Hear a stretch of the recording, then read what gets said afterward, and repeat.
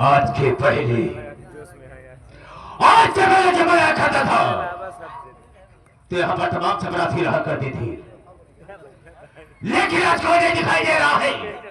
और आज हम देखना चाहेंगे कितने ड्यूटी करके पैसा लेते हैं और कितने सबसे बड़े घर में सो करके पैसा लेते हैं। आओ आओ बरखुरदार,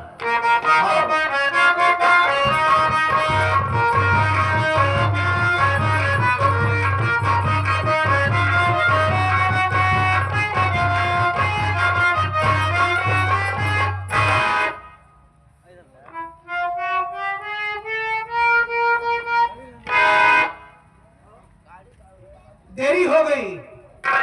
आज आप पैसा की विराजमान हो गए हैं। बहुत देर लगा था बाबू। ये बहुत खूंखार आदमी बा। बातें बातें तो गोली चार्ज कर दे था। हमका कोई दर मार डाय से भाई कईयों मतबा हम मर चुका ही। फार कितना रहा जब मर जाए जब भगवान किए जाए न हुआ जो भगवान रहा है हमारा संपर्क ही निकल जाए। पहले हमारे उनके न्योता हकारी होत रहा ने, लेकिन तनिक तनिक बाद में टिन्न पुण्य हमारे दुआरे छोड़ दे। लेकिन मानदान हमारा तो नहीं बना बा।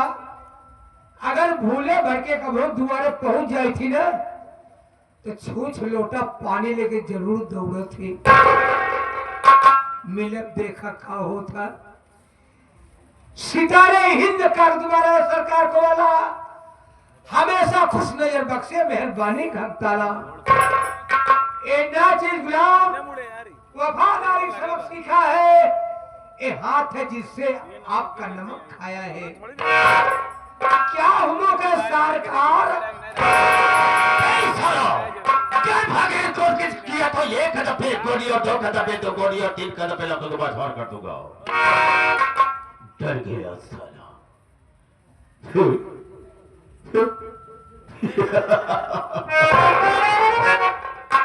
लो डरे डरे ही जो डर गया सो मर गया। हम तुझे गोली नहीं मारेंगे, लेकिन इतना जानना चाहेंगे कि सबसे पहले यहाँ पर मुझे आना चाहिए, तुझे आना चाहिए। कारण क्या, मकसद क्या है और लेट आने का मतलब क्या है, बताने के पहले मैं तुझे आगाह करता हूँ, हिदायत देता हूँ कि जो मेरे सामने झूठ बोलता है और गलत बात का इस्तेमाल करता है, गोली अंदर और तुम बाहर। बेटा जितनी बात बता रहा हूं मुझसे बिल्कुल सही बता रहा हूं। हम झूठ बोलने में तो बाबू जब आप पूछाता है सब सारे इधर से बैठा हो, लेकिन तुझे बट की तरफ से मारूंगा तो खोपड़े का ढक्कन खुद का बाहर गिर जाएगा। मैंने तुझे पूछा कि लेट आने का मकसद क्या है। सब बताओ बाबू, लेट के काहे आई है? उठाकर फेंक दूंगा सारे 5 फीट ऊपर चल गया कुत्ते की ओर। कान दबा रहा है, सुनाई नहीं देता। मैंने तुझसे पूछा कि देर से क्यों आया, कारण क्या है? देर काहे होगी? का बताओ बखेर यार, मारे जरूर देर होगी। ए बाबू, आज हम यमराज के बेवकूफ बना के आवत बाटे।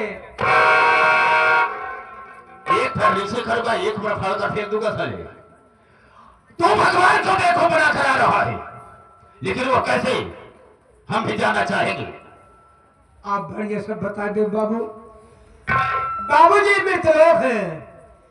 ए मृतलोक में अभी को शंकर जी का पूजा पाठ करत बा, के विष्णु भगवान का पूजे पड़ा बा, यानी नाना प्रकार के देवी देवता की पूजा याचनाएं हो रही है।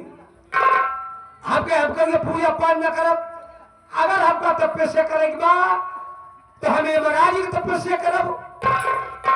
यमराज की तपस्या करे खातिर बाबू हम जंगल में भाग गए। जंगल में पहुंचे बाबू, हम खड़ा हो के लागे करे तपस्या। आप चौंक जाता है बाबू, तपस्या दर्शन नहीं मिला, हम काम क्या करी? हम तुरंत बोले लीजिए लेटे लेटे ढेर दिन करे बाबू। तपस्या हो, आप गुस्सा हो जाता है। दर्शन नहीं मिला, हम का करी? हे बाबू, हम तुरंत उठ के बैठ गए, उकुरू बैठ के बाबू, हम जल्दी एक पैर नीचे करूंगा साले, एक ऊपर फाड़ का फेंक दूंगा। क्या करेगा? तो नाम क्यों नहीं लेता? जैसे ले चाहे खड़ा हो गया। आगे बढ़ो। ए महाराज हमरा के पसे खुश हो गए बाबू। ए बाबू, ऐसे फरसा पर चढ़ के भैंसा हाथे में लेके बाबू मारूंगा साले, खोपड़ी का ढक्कन खुल जाएगा। भैंसे पर चढ़कर और फरसे को हाथ लेकर चले आए। हमरे आगे आइए। उसके बाद क्या हुआ? और ऊपर मान बाबू अपन दुनिया खोल दी। वो क्या बे? आखिए फिर क्या हुआ? खोलते मान हमार ले जा रहे, हम ले जाएंगे। यानी दर से दोनों तो सुन लिया। बोले बेटा, हे बेटा, मांग बेटा मांग, मांग, तेरा ध्यान किधर है? मांग ले बेटा। मैं तेरा बेटा हूँ बे। यमराज हमका कहा था बाबू, आपका नहीं कहा। तो सारा मेरी तरफ की करता है। अरे दुनिया ने कहा करे जाई। अच्छा बोल साले बोल। बेटा, यमराज हमका कहा था, ए बेटा मांग ले, हमका कुछ न मांगा। बोले हमारी तपस्या के तो क्या मांगना पड़ेगा? हमका मांगा 3 चीज मांगा, अपने खातिर न मांगा, सब तोहरे खातिर मांगा। यमराज हंसने कैसे भगत देखबन भय कि जो भगत हमारे खातिर मांगे। बोले ठीक है, तुम्हारी मर्जी, तुम मांग ले। मौका पाए मांग लेने बापू। हम कहे अगर आप खुशी हैं तो तुम्हारे भैंसे वाली सिंह बनी ब्याह खड़ी हुई कि आपस में खिली जाए। ए बाबू कहते मान, इतनी मोर सिंह इतनी बड़ी, एक ही भैंसों बीचों बीच खोपड़िया पे की हो तो गई। बोले दूसरा बंदा मांग, उठा मांगब कह मांग। हम कहे अगर आप खुशी हैं तो आज आप इस सिंह ऊपर बैठ जाए। यमराज हक बकाई सिंही पर कैसे बैठे, लेकिन हारी बाजंजाल फंसा बनिया का करे शब्द करे बाबू। पता नहीं क्या सोचने यमराज जी, वही सिंह ऊपर जाके ऐसे हाथ से बैठे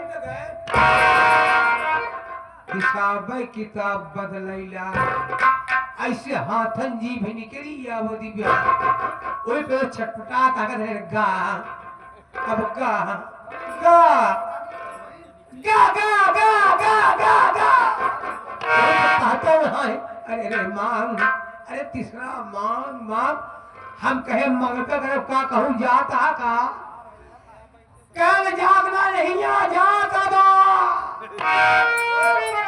मौका पर तीसरे मांग लिए बाबू। हम कहे अगर आप खुशी हैं तो तोरे भैंसे वाली सिंह जैसे रहे वैसे फिर हुई जाए। लाग सिंह लग हो लागे चाचा फैलावे। बोले बड़ा बदतमीज है सुअर की औलाद, भागे भाग साले भागे। जब कहने भाग में इतने में मोर रखिए खुलिए एक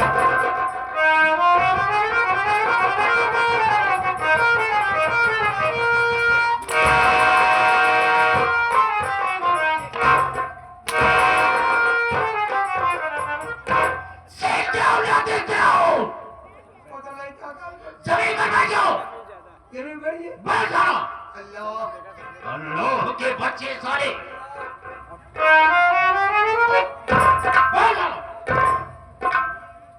अब इसके लिए मुझे पानी की भी व्यवस्था करना होगा। साले नीचे बैठाए आखिर बार करें और सुन मेरी बात। जब मैं भाइयों से बात करूंगा तो बीच में बोल करके डिस्टर्ब नहीं करेगा। हाँ हाँ बिल्कुल नहीं बोलेगा।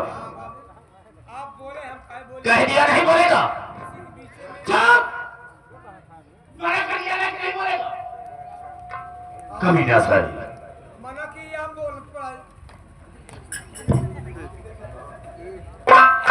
हाँ यार मेरे दोस्तों, मेरे साथियों एवं माता और बहनों, ये नाचीर गुलाम मास्टर दुर्गेश पांडे का परिवार आप सबका हार्दिक स्वागत करता है।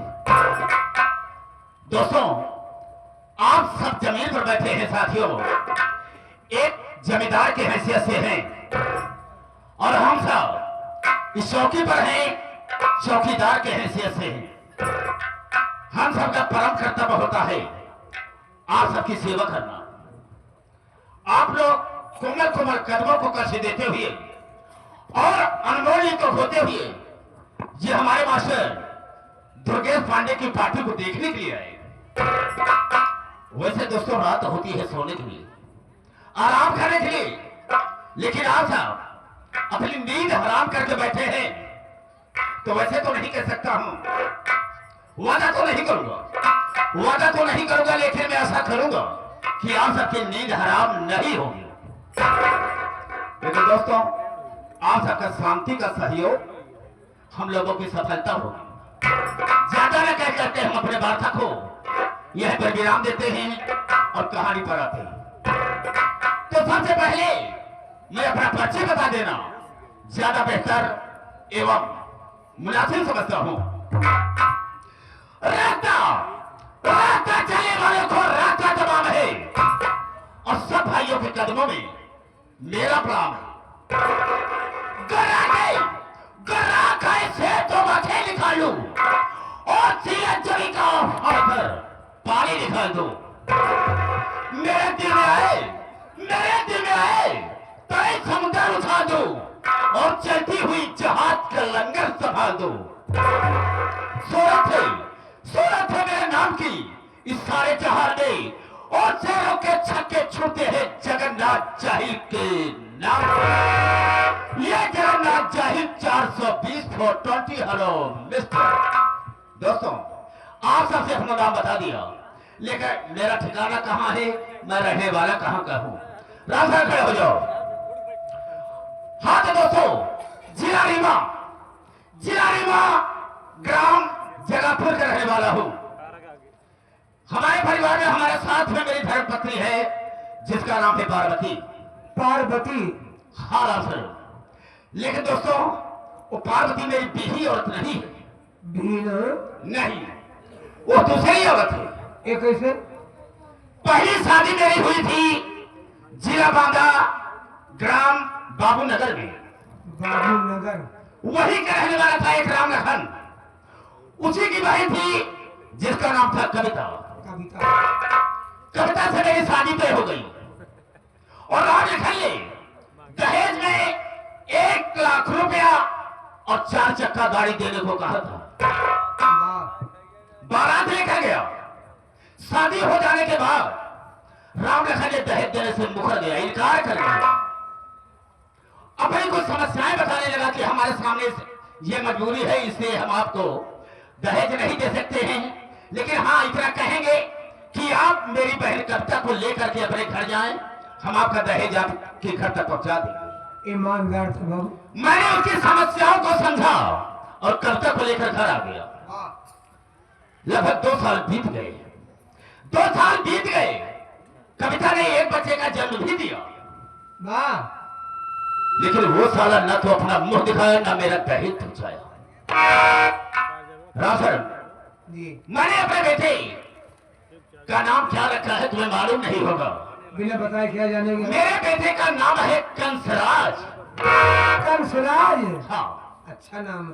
बैठा था और अपने दिल में सोच रहा था कि रमलखना ने वादा किया था कि आपका दहेज आपके घर तक पहुंचा देंगे, लेकिन वो साला न तो अपना मुंह दिखाया और न ही अपना वो मेरा दहेज पहुंचाया। साला मुझे गुस्सा आ गया। उठाया मिट्टी का तेल और उसके ऊपर छिड़क करके मैंने उसे आग लगा दिया। वो बेचारी जलकर राख हो गई। पहली पत्नी कविता की खत्म हो गई। हाँ रासर जी।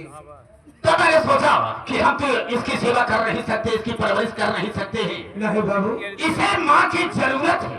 सही है। तो मैंने पार्वती से शादी किया। पार्वती जब से मेरे घर में आई, मेरे बेटे कंसराज की देखभाल अच्छी तरह से करती रही। अरे क्यों नहीं देखभाल करती होगी? लेकिन एक बात और बताना चाहूंगा वो क्या? कि पार्वती ने भी एक बेटे का जन्म दिया है।